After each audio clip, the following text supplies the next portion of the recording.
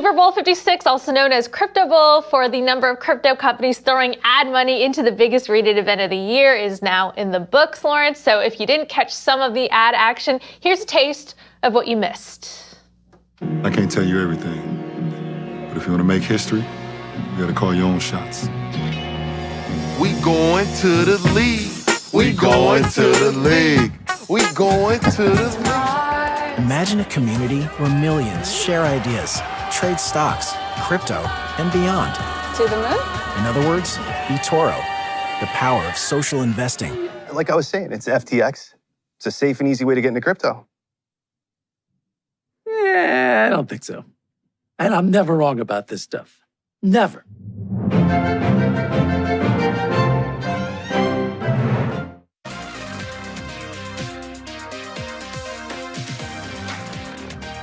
Yes, joining us now to discuss is Paul Hiebert, consumer goods reporter at Adweek. Hello there, Paul. Thanks for joining us. So just off the bat, what do you think was the most effective crypto ad? Most effective, I think, is FTX with Larry David. I think it sent a very interesting message of someone who's skeptical of it, who is complaining about everything. He's wrong about everything. I think the message went over well because it's kind of self-deprecating and humorous way of going about it. You know, I wonder if he was doing those ads just because JV Smoove has been doing all those Caesars ads and he's just trying to catch up. But getting back to that point, who is actually getting reached with the Super Bowl? I mean, obviously, we have people who are watching the Super Bowl because they're genuinely interested in football, but it also attracts a lot of people who aren't. So exactly who's getting targeted here with and is an ad like FTX is going to necessarily resonate with that group of people who are just tuning in for the Super Bowl? Yeah, well, I think obviously the Super Bowl is trying to appeal to as many people as possible. It's the most watched event of the year, and it's the only event I can think of where people are actually excited to watch the ads and they're paying attention. So, yeah, I think FTX, actually USA Today Ad Meter just released their data. They've been doing this for over 3 decades. FTX ranked 16 out of 64, which is near the top. And as it happens, Coinbase, a lot of people are talking about it. They love the QR code. Very interested in it. Everyone's talking about it. That's what I mean. But they are talking about it. It's causing a lot of frustration, but they're talking about it. Frustrating. But at the same time, I should note that again, USA Today Ad Meter ranks Coinbase was the very last most popular ad, 64 of 64. So I think that just shows the different audiences, the different people out there that are attracted to different kinds of messages. I think it was, Coinbase, very exciting in the ad world, very different. It's very bold. If you want to send the signal that you are not like everyone else, that's a great way to do it. But again, I don't know, the general public, I don't know if it resonated as much. That Coinbase ad reminded me years ago of the E-Trade ad, where it was just a bunch of guys just sitting around and said, we just wasted $3 million. You know, what's your excuse? It seemed like a lot of these ads had the future as a theme and fear of missing out. I mean, which has always been even at the end of that FTX ad, it was like, don't miss out.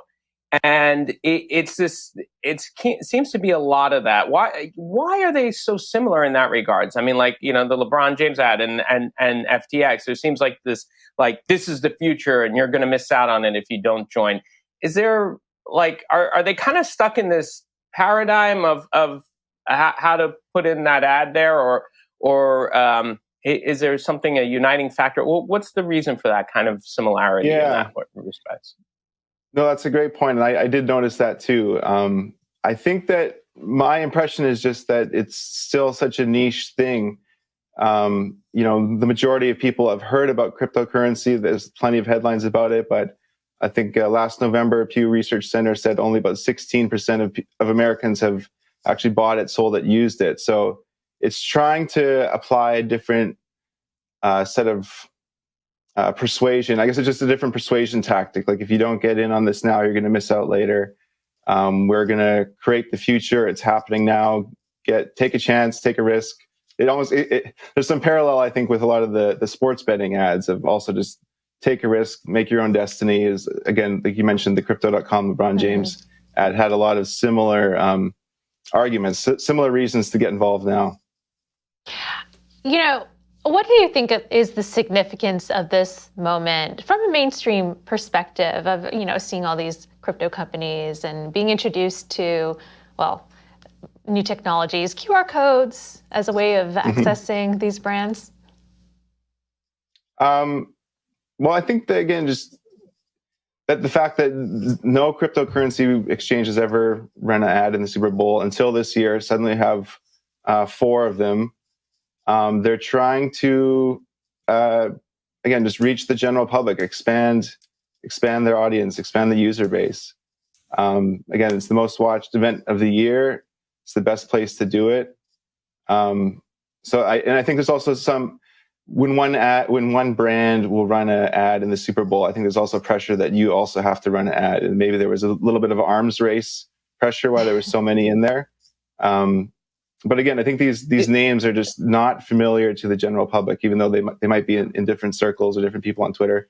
I should also add too that Twitter also released data showing that the FTX tweet was the brand that got the most single retweets of the game. So there's saying something again of the community, and the people on Twitter seem to enjoy it a lot as well.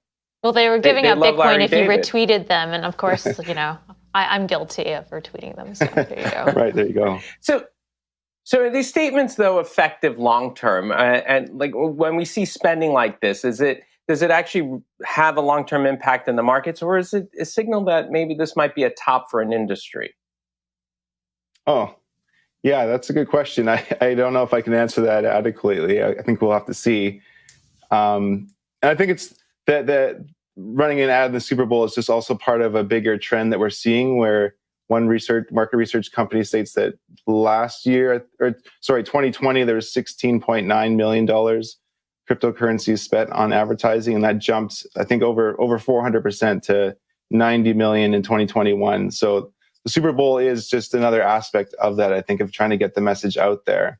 Whether that lasts or not, I think, I'm assuming there's going to be a lot more adoption. And like, as you mentioned at the top, that the Coinbase website crashed because there was just so much traffic, so much attention to the site.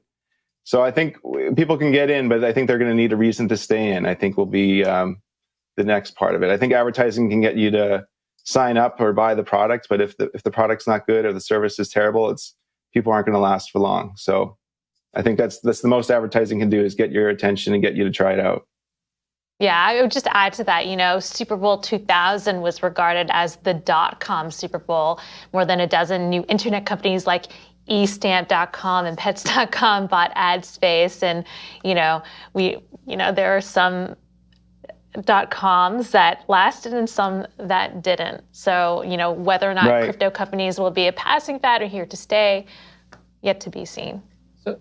So yeah, the NFL, it's kind of had some, let's just say, shaky moments over the past couple of seasons. And it feels like there's maybe a decline in enthusiasm for it. Nonetheless, it's still very, very popular. But what do you think might end up either replacing it or drawing some of that attention away from the Super Bowl? For these companies to sort of look out into the future and say, okay, you know what, we got to appeal to a younger demographic, a different demographic. We should spend more elsewhere. Do you see that any competition for the NFL for Super Bowl on the horizon? Yeah, definitely. Things like Twitch, just video game streaming, esports. It's been incredible over the past decade or two to see how much esports has become, again, not just niche, something off in the corner, but it's a mainstream event with a lot of viewers. So I could see a time where the biggest esports tournament of the year is competing for eyeballs with the Super Bowl. I think that's realistic, and that could happen. So again, with the proliferation of different services, different sites, people can spend their time on multiple different platforms. I think that the Super Bowl, I think it'll last. Of course, it's become more than just sports. It's become a cultural event. Again, talking a lot about advertising campaigns starting, and people actually wanting to watch the ads. But there are other mediums, there are other activities, I think, that will be up there one day.